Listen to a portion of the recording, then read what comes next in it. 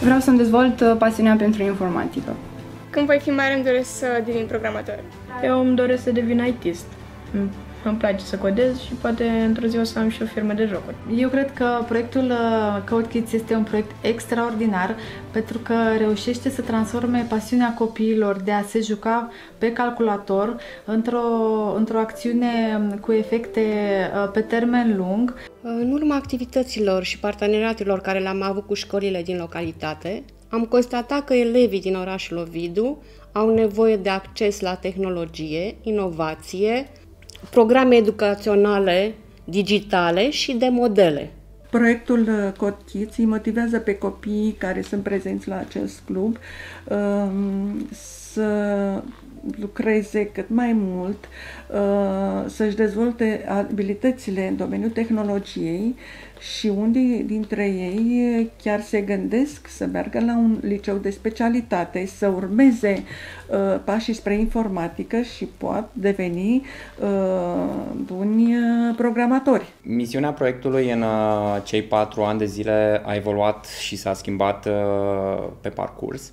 În 2017 scopul nostru era să deschidem cluburi de programare în bibliotecile publice din mediul rural. Am văzut că avem un succes foarte mare. Numărul copiilor înscriși în primul an a fost dublu față de ceea ce anticipasem noi. După care, în următorul an, deja am început să gândim un proiect pe care să-l extindem la nivel național, să fim prezenți în cât mai multe biblioteci din mediul rural și urban mic și să ajutăm copiii să-și dorească să urmeze o carieră în zona de IT, să-și dorească să lucreze cu noile tehnologii și să dezvolte, să învețe, să se educe și să meargă în zona aceasta de științe exacte și să meargă către un liceu din domeniu, respectiv o facultate și după care un job în zona aceasta. Programa copiilor din CodeKids este dezvoltată pe 2 ani de zile. În primul an ei lucrează la proiecte de programare vizuală și diverse teme creative, iar în anul 2 ei dezvoltă proiecte din zona STEM, astfel încât aceste proiecte să le poată prezenta în cadrul unui tir de știință la nivel județean sau regional și, noutatea de anul acesta, Târgul Național de Știință. Proiectele sunt impresionante și observăm că de-a lungul timpului creativitatea lor este foarte mare. Și avem anii anteriori, am văzut proiecte de genul unei stații meteo sau proiecte care conțin cod de inteligență artificială sau proiecte de animații în Scratch. Copiii continuă să petreacă ore bune în fața calculatorului și noi am reușit în perioada aceasta să le transferăm atenția de la aplicațiile orientate către distracție sau canalele YouTube, Facebook sau TikTok care sunt centrate pe distracție. I-am orientat către o zonă în care ei să creeze conținut, i-am învățat să dezvolte aplicații, să învețe cum să scrie o linie de cod și să dezvolte o aplicație care să ajungă să rezolve o problemă din comunitate. Pentru mine CodeKids înseamnă un loc unde pot să stau și să învăț să codez pentru un viitor mai bun și pot să stau să mă distrez cu prietenii. CodeKids pentru mine e începutul meu pentru informatică și robotică. Eu m-am înscris pentru că mi se părea amuzant să învăț un pic de coding. Pentru mine CodeKids este proiectul care mă va ajuta în viitor să-mi iau un job pe care îl doresc. M-am înscris în proiectul CodeKids pentru că am găsit-o ca o oportunitate de a-mi dezvolta competențele în programare și așa mai departe și am găsit-o ca pe un hobby. Pentru mine CodeKids reprezintă o oportunitate de a mă dezvolta pe o latură tehnologică. La proiectul CodeKids îmi place cel mai mult robotica. Eu m-am înscris în CodeKids pentru că îmi plac calculatoarele și aș vrea să învăț mai multe și m-am înscris și pentru că pot sta cu mai multe persoane apropiate, și colegi și prieteni. De când m-am înscris în acest proiect, am învățat să creez linii de cod. Copiii care fac parte din Clubul Code Kids din Mahmudia sunt niște copii foarte ambițioși și asta s-a dovedit în urma rezultatelor obținute la concursurile organizate de Simplu în România și Fundația Progres. La concursul Super Coders organizat de Orange, locul întâi și a fost obținut de unul din ambasadorii clubului nostru, este vorba de Filimon Paula.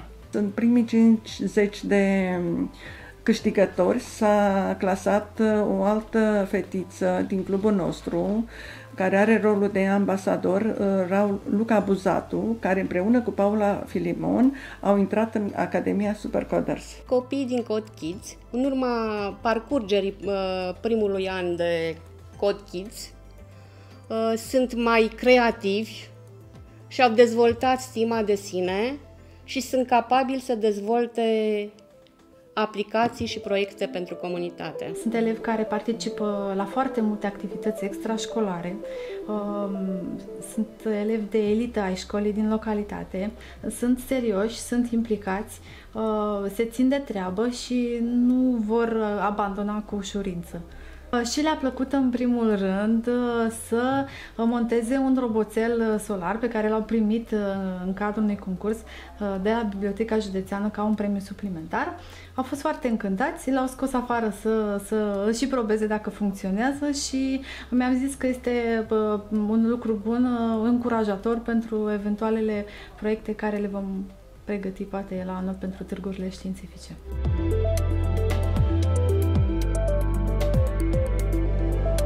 Acum ne pregătim pentru târgul regional Code Kids Fest și pentru acest concurs am pregătit 2 proiecte. Unul este finalizat cu TIA de componente și cel de-al doilea e mai complex și mai avem de lucrat. Facem site-ul bibliotecii și cu un serviciu nou de rezervare carte ca să venim sprijinul utilizatorilor în această perioadă. Ne pregătim acum pentru târguri de știință. Eu, Paula și Raluca deja ne-am gândit de ce proiect să facem. E pe Arduino, se numește Semaforul și practic avem 3 LED-uri, unul roșu, unul galben și unul verde, ca un semafor. În echipă este mai ușor să colaborăm pe cod, pentru că fiecare poate face câte o parte din proiect. Îmi place să lucrez pe code.org, am reușit să creez diferite proiecte, joculețe micuțe și chiar e destul de distractiv să faci proiectele de acolo, deși unele sunt un pic mai grele, un pic mai avansate, tot poți să reușești fiind ceva ce îți dă flow liber. Termenul Code Kids m-a ajutat foarte mult pentru a face aplicații și jocuri. Am încercat să ne obișnuim cu kit-ul Arduino și să facem proiecte micuțe, să testăm toate lucrurile care ne-a dat în kit, motorașele, senzorii și tot așa. Am creat un mini-joc pe un program numit Unitail. Programul revine dintr-un joc numit Undertale. Sunt niște lupte și poți să editezi caracterul și modul în care se luptă.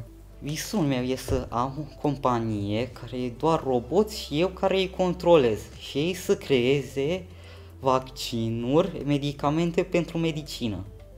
Mi-aș dori să devin din ce în ce mai bună în tot ceea ce fac aici și poate chiar să fac o aplicație alături de colegii mei care să ajute școala sau ceva legat de școală, pentru că cred că trebuie să se dezvolte și partea asta. Învăț programare pentru a mă autodepăși și pentru a învăța competențe digitale și pentru a dezvolta medicina veterinară. Deci aș vrea să creez un robot care să ajute pe oameni cu dizabilități.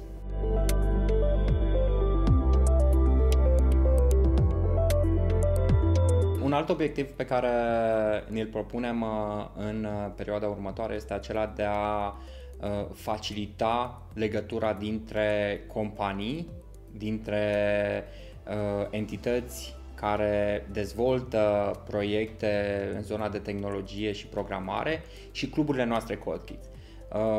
Copiii din mediul rural au nevoie de această infuzie de energie și know-how din partea companiilor.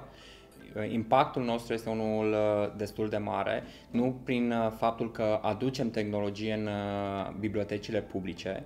Da, este ușor să ofere o tabletă care costă câteva sute de dolari, dar văd mai important să aducem modele copiilor, oameni care să inspire prin webinarii, prin întâlniri în care să discute despre noile tehnologii sau să abordeze subiecte din zona soft skills. Și pe această cale dorim să mulțumim voluntarilor din companiile partenere, Orange România, CES Vânzare și Societe Generale European Business Services.